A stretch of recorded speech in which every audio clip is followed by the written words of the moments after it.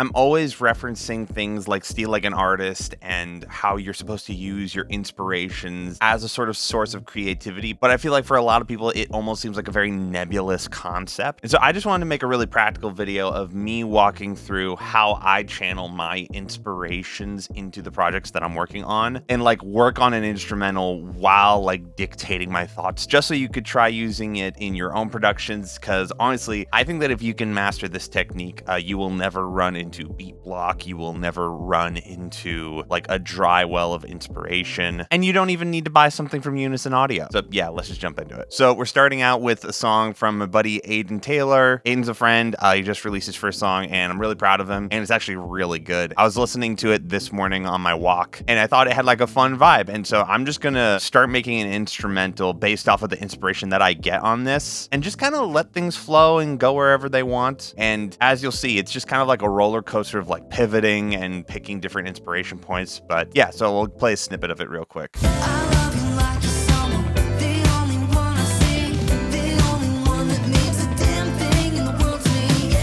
Also, if you like this song and you are local to Olympia, you should check out Josh Hill, who's my buddy who produced this, and he's a really cool dude and the best bass player I know. All right, I'm just going to start channeling my inspirations. So I want something a little bit dancey. I'm not thinking of specifically replicating this song. I just want to take like 8% of the vibe that I get from that and use that as like a seed that I'm then going to plant over here and start decorating with the things that I'm inspired by. Here, let's get a Jake Reed Super Dead Drums kit going. So how I like to layer these guys, we have different velocity layers on different pads. So like soft, mid, hard. I find normally when I get those variations, I can get everything I need. A little bit more layers for snare.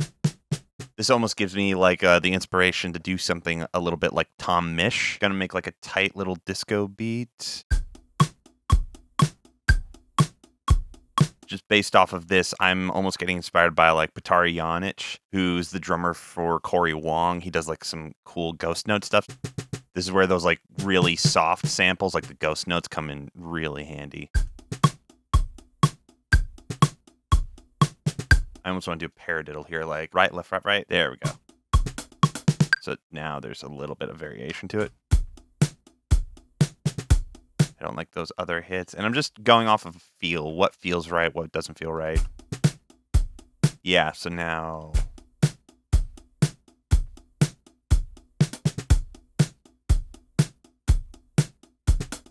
Yeah, see, that feels fun to me, just as a drum beat. I'm getting inspired just by that. So something I've been having fun with lately, Tom Misch has this thing that he does where he'll use guitar as his like bass. Like he'll run his guitar into like an octave down pedal. I saw him do it on an Against the Clock video, and I just kind of stole it from him. So I've just been using this guy, which is my Strat into compressor into a pitch shift that's an octave down into a bass amp, and it actually sounds pretty decent. If I turn off that pitch shift, that's what I'm hearing in the room. So it's just like a fun little thing that can really help the process of writing bass lines for me, because I feel a lot more comfortable on guitar than bass.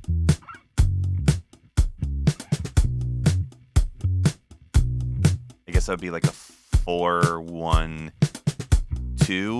I'm almost thinking of like R&B chords from this one artist that I found a while ago called R. Lamar. So like I'm already planning a chord progression I want to play on my other guitar like him. And I think I'm going to try to write like a funky bass line that would work on top of something like that.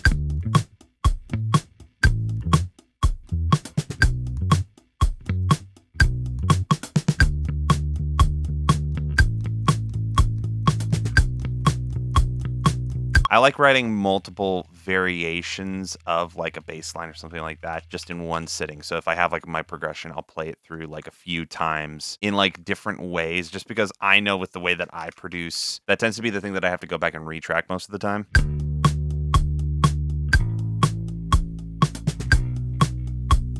If I go through a song like this, I might go back and retrack it on bass, but for the writing process, I like it on guitar. Let's start out with that guy, and then we'll save all these other bass lines over here. I almost want this guy to go down an octave, so just take this audio clip, go to Ableton, pitch it down. it gets the job done, at least in the idea phase. So let's try to get those chords that reminded me of R. Lamar. I might even try a guitar rig patch that sounds like honestly, the main reason I like the Creamy Snowflakes preset is because it reminds me of Sigur Rós, which is like an Icelandic post-rock band that I like honestly still kind of obsess about. They're just like so dreamy and atmospheric. And so this is almost like it doesn't sound like them, but it gets me in the vibe of stuff that they would do.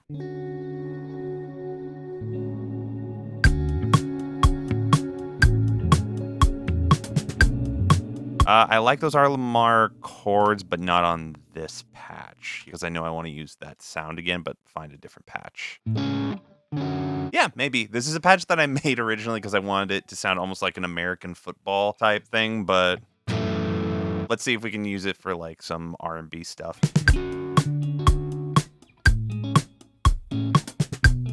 Ooh, I like it when they're staccato and like staggered like that. Already, I like that a lot more. Yeah, I like that a lot actually. It almost has like a little bit of a covet vibe.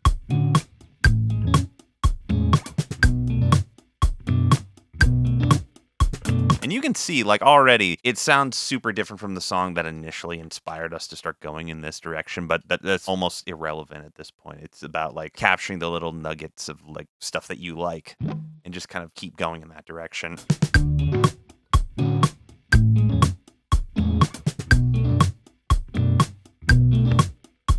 So already, like this was R. Lamar when I started out thinking about the chord progression, but now it's like covet, math rocky. And then let's see what if we use another one of these bass lines.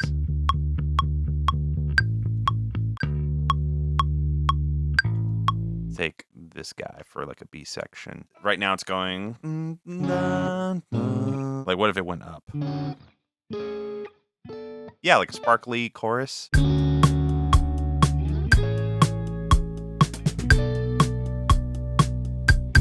See if we can layer that ambient guy underneath it and get the Sigur Rós.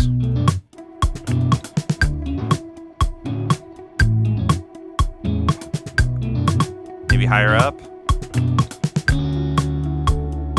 Yeah, I like for maybe lower for that first part. Yeah, single note.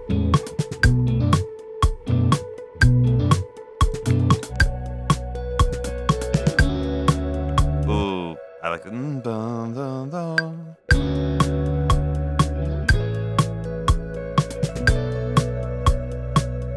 Yeah, we could even have it be a ride section here. That might be cool.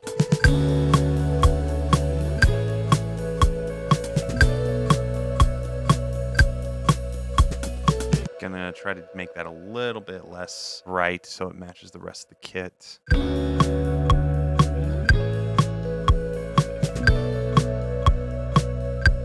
Just a little bit of mixing. Normally I limit mixing to just like EQ and compression at this stage, just because I'm normally trying to free up space to add more instruments.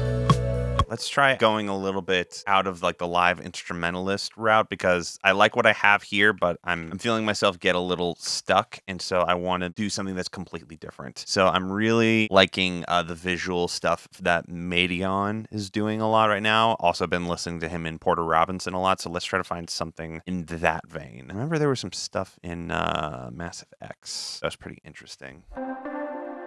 Ooh, I like that. So here, let's try to do extensions on top of what we were doing.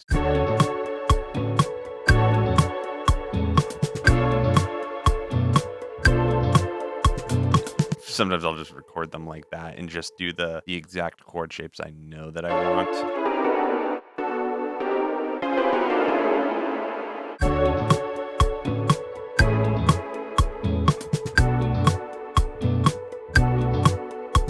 So let's take these low guys out.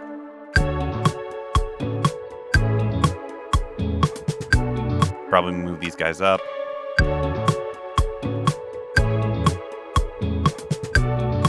I want to have it be like almost like a Z style, like constant pad thing, but I'm just gonna chop up these chords. So let's add a really big reverb. So we're gonna just track that in.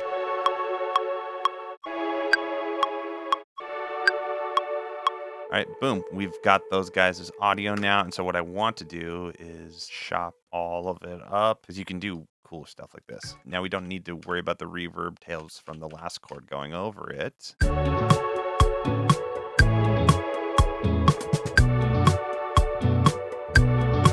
Then we're going to use kickstart.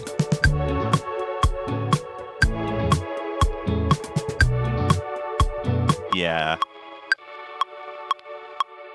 Just like make it weird and out there.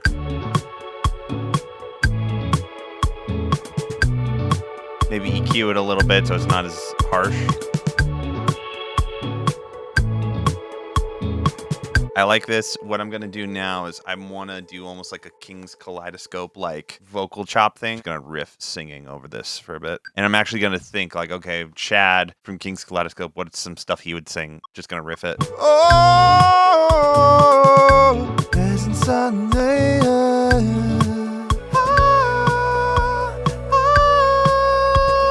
All right. So now what I'm going to do is take what I just did there. We are going to basically turn this into a sample that we're then going to chop up. 30-second vocal chain.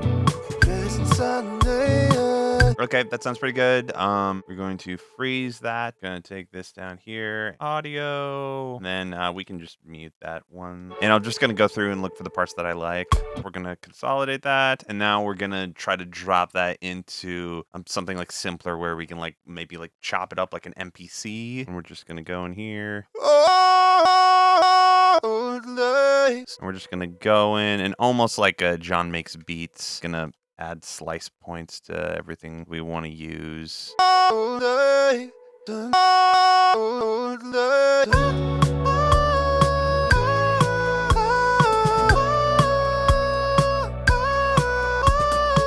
I like that. That part is probably my favorite so far. RC20. I almost want to do like a Daft Punk thing with this.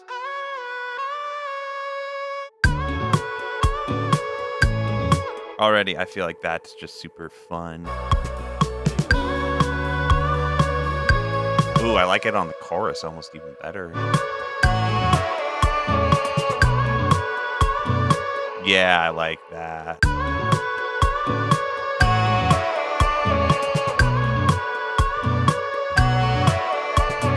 We already know that we like what we have in terms of percussion, but I almost want to try something weird, like almost try to like fit like hyper pop or something like that, because I've been listening to a lot of break-ins, like almost like a hyper pop percussion.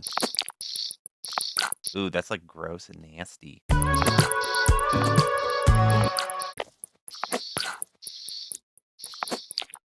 Sounds gross. I love it. So yeah, here's what the original sounded like. It was, and now I've like chopped it up. Throw it into the drum bus. It adds a little spit to the drum beat. I'm not gonna lie, I kind of like it. Let's see if we can maybe dirty it up a bit. Because right now it sounds really clean and nasty. We want it to sound dark and nasty. Let's try a distortion.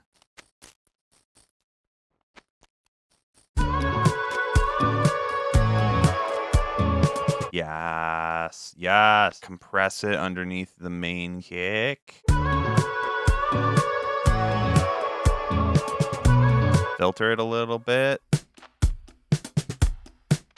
Yeah, it just adds like a little fun pocket thing. I like that. Let's see. I want that.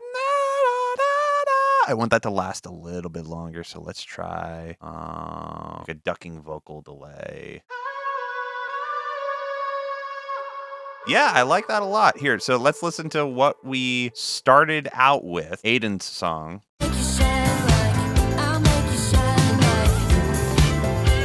And in about an hour's worth of producing, look at what it inspired.